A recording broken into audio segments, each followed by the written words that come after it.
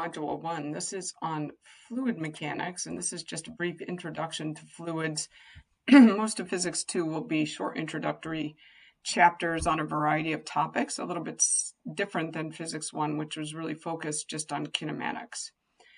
So we'll look at fluids here briefly, and the areas to focus on here are density, which is an important concept of fluids and one that you should be familiar with.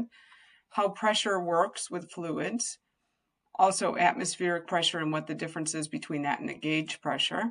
Then we'll talk about Pascal's principle, how we measure pressure, why buoyancy comes into play with fluids, because there's an upward force caused by the fluid that is pushing against the downward force of, say, whatever object is that's submerged. And this principle of buoyancy was developed by Archimedes. Then we'll look at what happens when fluids are in motion, what happens to the flow rate, and what's known as the equation of continuity, which brings us into Bernoulli's equation. Then we'll look at some applications of Bernoulli's equation, and then the effect of viscosity on fluids. Viscosity is just resistance to flow. And then the flow in tubes, and this is known as Poussele's equation, and it's very important in blood flow, and I know many of you are health science majors. So as you recall from undergraduate courses in your high school experience, there are three phases of matter: solid, liquid, and gas. And liquids and gases that flow are fluids. So in this case, we'll be looking at mainly liquids, but you can also look at gases because they're also considered to be fluids because they flow. So when we look at a fluid, we usually equate it to its density, which is the mass over the volume. This is the Greek symbol rho for density. And the SI unit for density is kilograms over cubic meters. And water, and this is on the equation sheet, has a density of 1,000 kilograms per cubic meter. When you look at the specific gravity of a substance, it's the ratio of that density to the ratio of water. So for instance, sometimes when they're doing a urinalysis, they'll look at the specific gravity of the urine. So that would be the density of the urine over the density of the water. And the units would be dimensionless since those units would cancel. So specific gravity is dimensionless units. So when we look at fluids, it's important that we define the pressure that the fluid exerts.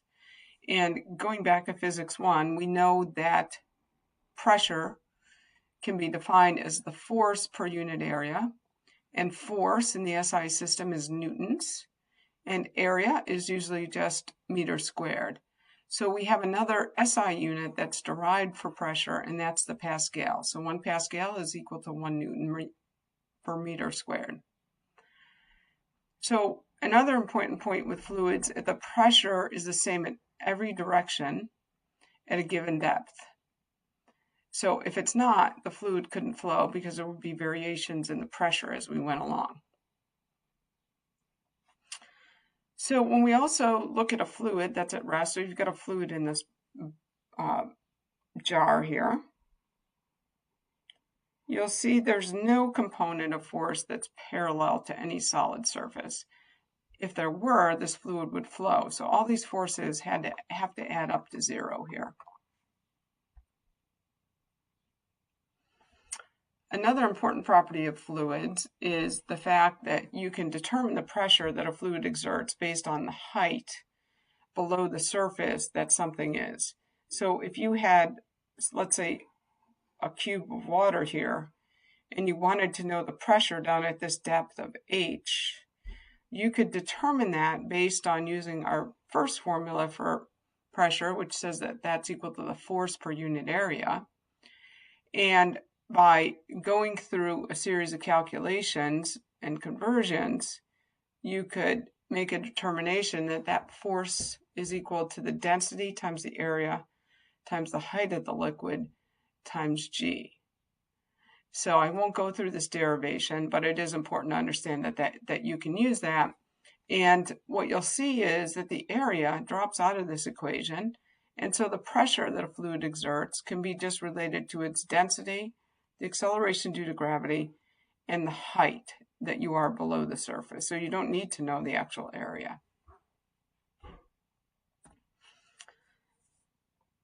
At sea level, when we start to look at pressures and we try to explain those in terms of how much pressure is being exerted, one atmospheric pressure, which is what we usually hear about in terms of the amount of pressure that's exerted, is equal to 1.01 times 10 to the 5th newtons per meter squared. So there are a lot of different pressure units, and I will either give you a conversion factor or you can find the conversion factor online. So 1.01 times 10 to the 5th newtons per meter squared is equal to 1 atmosphere of pressure. If we start to look at barometric pressure, and usually we use a mercury barometer, that's equal to 760 millimeters of mercury. There's another way to equate this, and that's known as the bar, 760 bars. And then in the English units, 1 atmosphere of pressure is right around 30.4, and the units that we use for this is pounds per square inch. So you will have a few problems where you're converting from one pressure to another. So 1 atmosphere is known as standard pressure, and you're probably more familiar with that from chemistry, but most of the time when we're working in fluids and physics, we're using units of newtons over meters squared. All right, so let's say you want to make a determination as to the pressure and you're in a 3-meter deep swimming pool. What we know is that there's a certain amount of air pressure. So if you're here, 3 meters below the surface, and let's assume that at the surface, there's going to be 1 atmosphere of pressure, which is 1.01 times 10 to the 5th newtons per meter squared, which is equal to 1 atmosphere. This is what I'm showing right up here. At depth below the surface, you're going to have an additional pressure. Total pressure here is going to be 1,000 kilograms per meter cubed. That's the density of water, times g, acceleration due to gravity, times the depth or the height below the surface that you are. So to make that sort of calculation, you'll go through and do density times g times h. Another example where you can make a determination on pressure is when a doctor puts a needle into your arm, they exert a force of about 2 newtons to puncture the skin and vein. So what would be the pressure on your arm in atmospheres? Well, I'll leave it to you on the conversion, but one thing that I want to point out is if this force is 2 newtons and you want to go into atmospheres from newtons over meters squared, you've got to convert this 0.5 millimeter radius to meters, which would be 0.5 times 10 to the minus third meters, and you'd square that because that's the cross-sectional area, and that's going to give you your pressure in newtons per meter squared, and then you can go back and use that conversion of 1.01 times 10 to the 5th newtons per meter squared equals 1. Just saw most pressure gauges will measure the pressure above atmospheric pressure, and this pressure that we just discussed is known as the gauge pressure. So the absolute pressure that we just saw in that previous problem is going to be equal to the atmospheric pressure plus the gauge pressure, what that gauge is measuring, say down at the bottom, 3 meters below the surface. So if you're asked for the absolute pressure, it's the sum of the atmospheric pressure plus the gauge pressure. Another important point when you're looking at fluids is that the external pressure that's applied by a fluid at every point within the fluid increases by that amount. So what that means is that in this case, you've got a piston coming in with some force coming in a small cross-sectional area, and recall that pressure is equal force per unit area, and that here the pressure going out, if we're at the same height, is also going to be equal to pressure over force per unit area. So if the external pressure is the same at each point, then we can use a smaller cross-sectional area, like we use over here as an input piston, to raise a larger car. This is the same principle that we use in a brake pedal. So this pedal comes in, pushes the master cylinder in your brake. This is your brake line with the fluid in it. It then causes this to push down against the brake cylinder or the disc, and that causes your brake to stop. And usually you've got a pad here, so you're not hitting metal on metal. So let's see an example of this. So say that you have this scenario here where you've got an input piston and an output, and you're trying to lift up a car that has a weight of 20,500 newtons. We know that the input pressure, the pressure in, has to equal the pressure out, and we know that the force in over the area in is equal to the force that's coming out over the area on the outside. So if we know that our input here, this diameter, is 0.012 meters, and this diameter is 0.15 meters, we can do a calculation as to how much input force we need in order to get that car to lift based on that. All right, so when we measure pressure, there's various things that we use to measure pressures. One of them is known as an open tube manometer. And so the pressure in the open end is atmospheric pressure here. All right.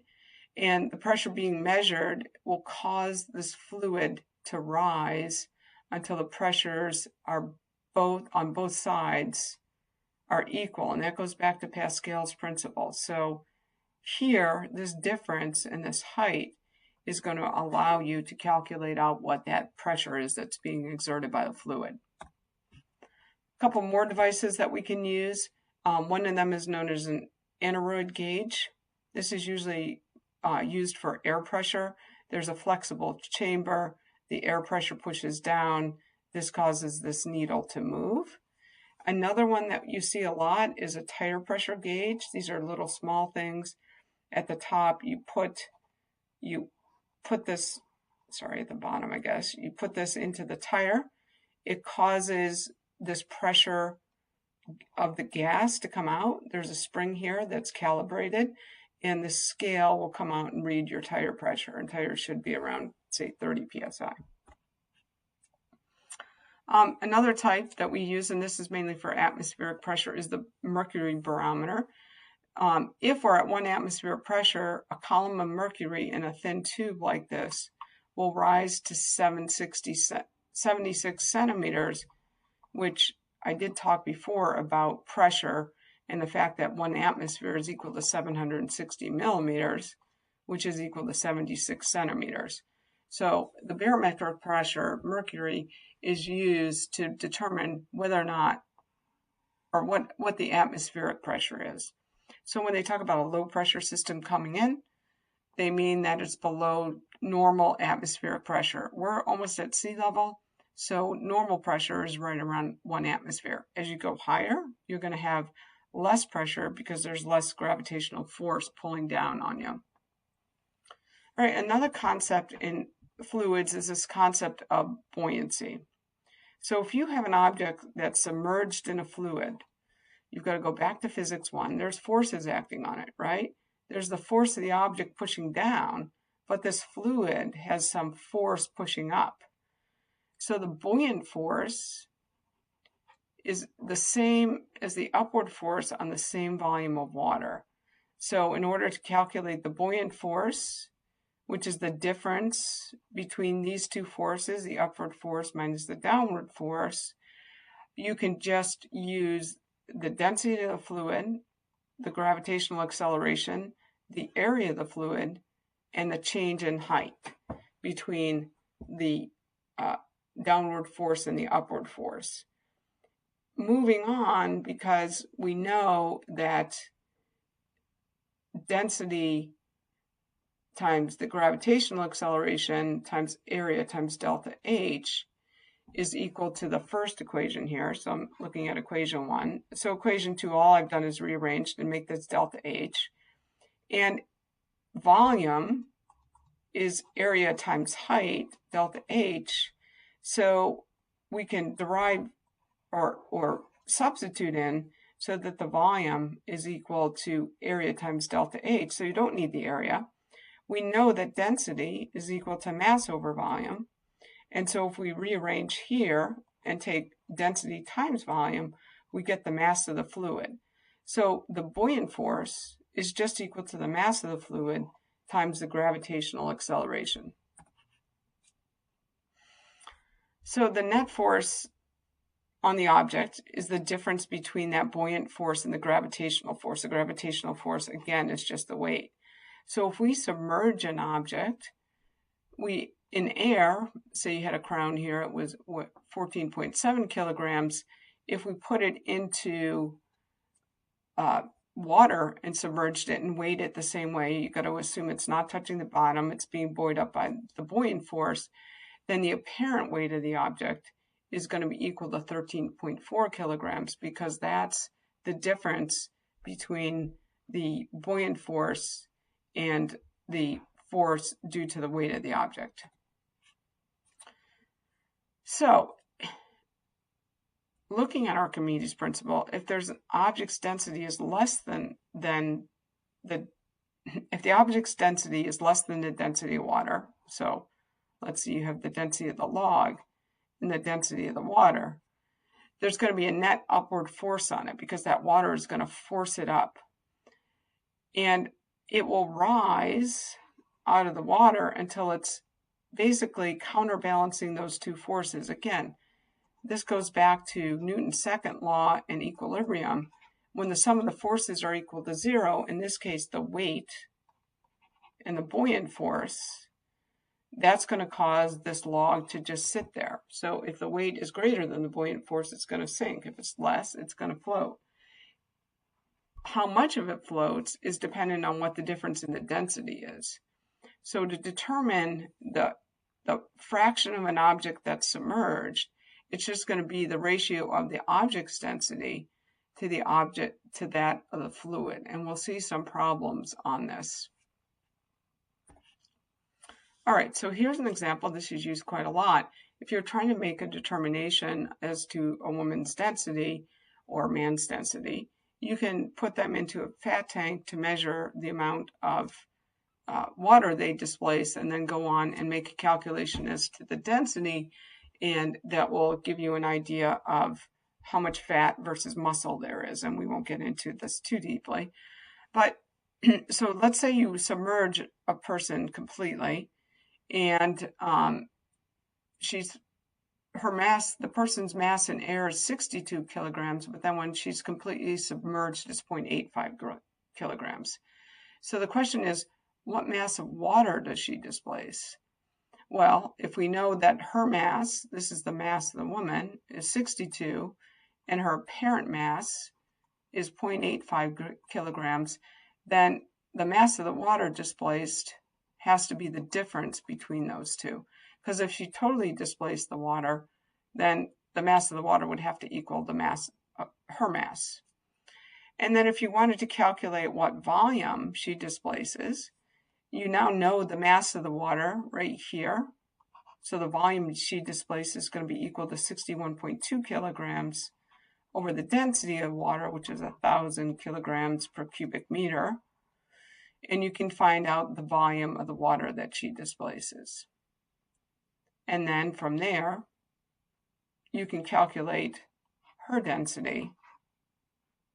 Let's say the density of the woman, because you're going to know her mass, the mass of the woman, and you're going to know the volume of the woman, because it's equal to the volume of the water she displaces.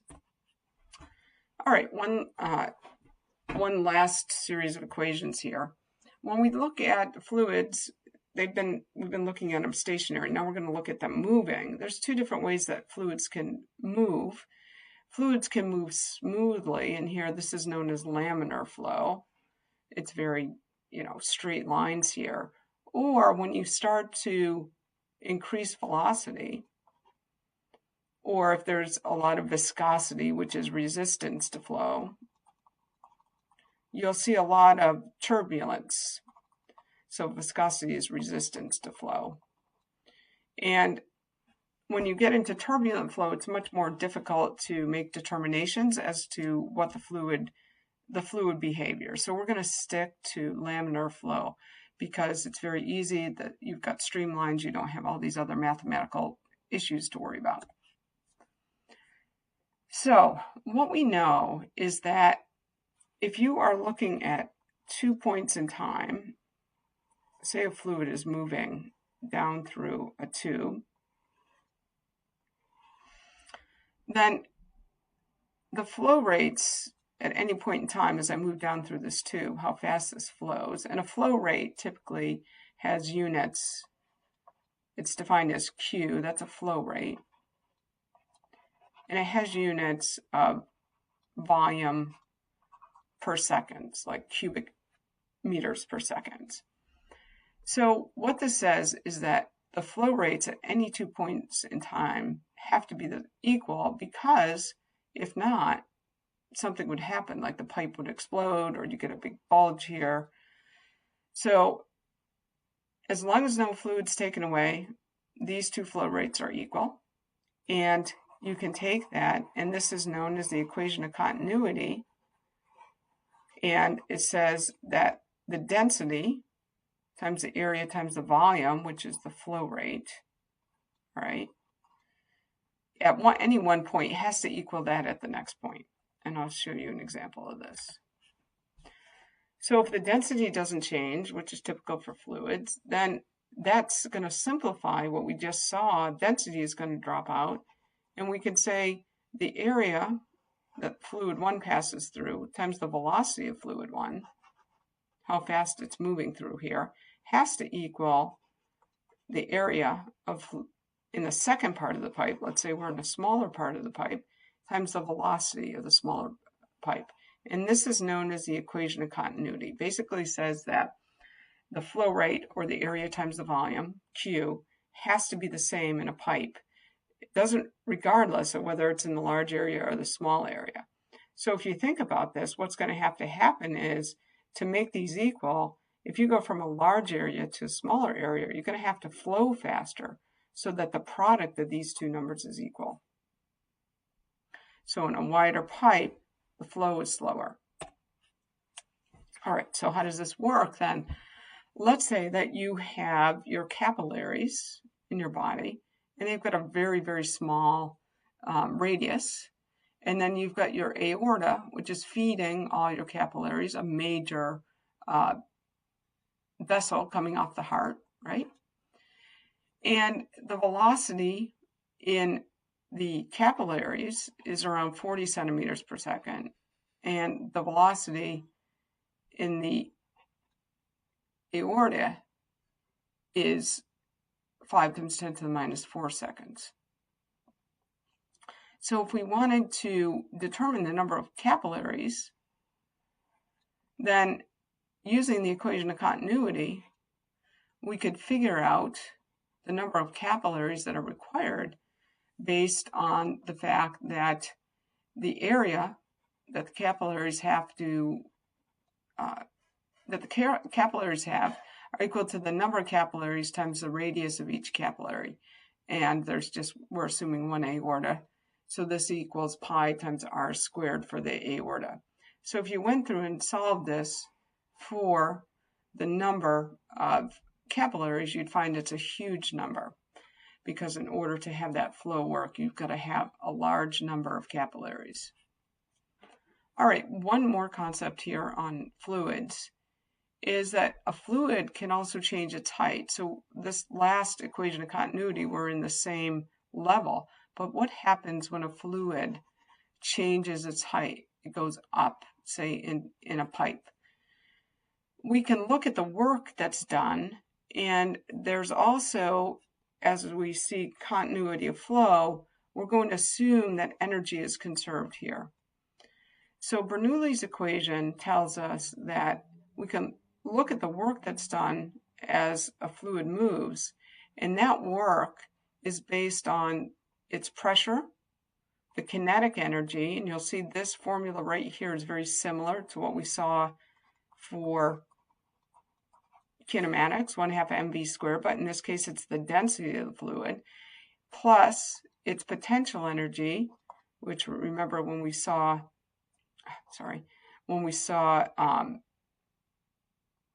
this in work and energy in physics 1, it's m times g times h again, so we're just substituting density. This equals the pressure times the kinetic energy, the pressure plus the kinetic energy plus potential energy in the higher part of the pipe. So this equation is one of the most important in terms of fluid flow, and this is known as Bernoulli's equation. Now, if there's no change in height, this simplifies because these two terms will drop out. And if you are ending at, say, a velocity of 0, this term will also drop out. So there are ways to simplify this equation, and you'll see some problems like this later on. So here's an example of how this is simplified down. So if we go back just one step here and look at this equation that I just was showing you, this is Bernoulli's equation. And in this next part, you'll see that it's been simplified quite a lot. And this equation is known as Torricelli's theorem, that says that you can find the speed coming out of a pipe here and get rid of just the differences in pressure by reducing Bernoulli's equation down to just this equation. All right, so Bernoulli's equation comes into play a lot. If you've got a lift on an airplane here, it's due to the fact that there are different air speeds and pressures on the two surfaces of the wings. So on the bottom of the wing, you've got a higher pressure, which is lifting it up. And on the bottom, you've got a lower pressure as this air is moving faster. So these are showing you the lines of fluid flow. And in this case, air is our fluid, not water. This also comes into play with balls spinning. So a ball will curve due to its spin. And so if this is spinning around, it will start to curve due to these airflows, and you can see a little bit of a difference here between A and B. It also comes into play when you've got constricted arteries. For example, here, if you had a constriction here coming out of the aorta, you're going to perhaps have some problems up here in the brain because the aorta, as it pumps out, is going to have to spend more time trying to push blood past this constriction, and you may find that you're not getting as much up to the brain. So there could be reduced pressure as it gets higher up. So one of the ways that we measure pressure differences is by using what's known as a Venturi meter. I just wanted to point that out. There are no questions or anything on that, but you can use that to measure pressure differences. This concept of airflow across the top of a chimney, or airflow in general, is important because this is what causes, if you had a tall chimney and this little guy is burrowing underground, the wind comes across due to this pressure difference. So the taller the stack, if you had a little fire under here, the more wind difference there's going to be due to this delta H. And so this helps airflow over a site. So this, as the smoke goes up, there's less pressure up here because we're increasing the height, and there's going to be more airflow. One other concept is the idea that real fluids have some internal friction. This is due to their grains hitting each other or the molecules hitting each other. And this is known as the viscosity of a fluid, and it's not important that you know this relationship, but N is the viscosity of fluid. This is a dimensionless term, and it can be determined using, if you know the force of the fluid, the velocity, and the length over which it's going. We're not going to do calculations with that, but you should understand that viscosity is dimensionless in its resistance to flow. Why is that important? Because when you look at flow in a tube, it depends on the viscosity of the fluid. Obviously, the more viscous, the less it's going to flow. The pressure difference in the dimensions of the tube. So the volume flow rate, remember I talked about volume flow rate has units of cubic meters per second, is proportional to delta P, and it's inversely proportional to the length of the tube and to the pressure difference, and it's proportional to the fourth power of the radius of the tube. So I'm getting a little disorganized here. Let me just erase this. So what does that mean? Because of that, we can develop another equation, and this equation for volume flow rate is known as Poussele's equation. And so if you want to know the flow rate through a pipe here, and this is for a viscous fluid, it has some viscosity associated with it, because the longer the pipe with a viscous fluid, the more it's going to alter the flow rate. It's going to be equal to pi times the radius of the pipe. And remember, your arteries, capillaries, veins are just pipes, times the pressure difference between the two. Here you've got a high pressure and a low pressure, over 8. And again, this is a derived equation. You're more than welcome to look up this derivation, times the viscosity times the length of the pipe. So if you're looking for fluid flow in viscous liquid, you're normally going to apply Poussele's law. We will not be looking at viscous flow using Bernoulli's equation, so you don't need to worry about that. All right, so this has consequences for blood flow. So if the radius of an artery is half of what it should be, then the pressure has to increase by a factor of 16 to keep the same flow. Why is that? Because if you look here, that radius that is to the fourth power, and so Q is proportional to R to the fourth power. The pressure has to increase by a factor of 16 to keep the same flow, because if you decrease this, and we see that the radius is inversely 1 over R to the fourth is inversely proportional to the pressure. If you increase R by a half, you're going to have to increase this by a factor of 16. So this all comes from this equation. All right, so here's an example of this. So let's say that a blood vessel radius decreases to 90% of its original value because of plaque deposits. What is this going to do to the pressure in that particular blood vessel? So what factor is the pressure difference going to increase? So if there was more turbulence created, what additional effect would have on the flow rate? So the first thing is turbulence is going to decrease the flow rate, because instead of smooth lines, you're going to have things flipping and flopping. So that's the answer to the second part of the question. The answer to the first part, what would the pressure have to increase? Well, if we look at Poussele's law, we know that Q is equal to delta P R to the fourth. And if I keep everything constant here, and you can go through and do this yourself, let's say that let R here, the original R, equal 1. If you change this to 0.9 of R and raise it to the fourth power, and then solve for the ratio P2 over P1 here. So what I'm doing is taking this equation, and I'm basically saying P2 over P1, taking P1 and dividing by P2 is equal to 1 over 0.9 to the fourth. So I'm just rearranging that equation. You'll find that reducing the radius by 10% is going to increase the pressure difference by 1.5, which is significant. So if you have an 80% or a 20% blockage, that's going to have a significant effect on the pressure that's going to be pushed through that particular blood vessel. All right, so there's a lot here. There are a lot of equations. They are on the equation sheet.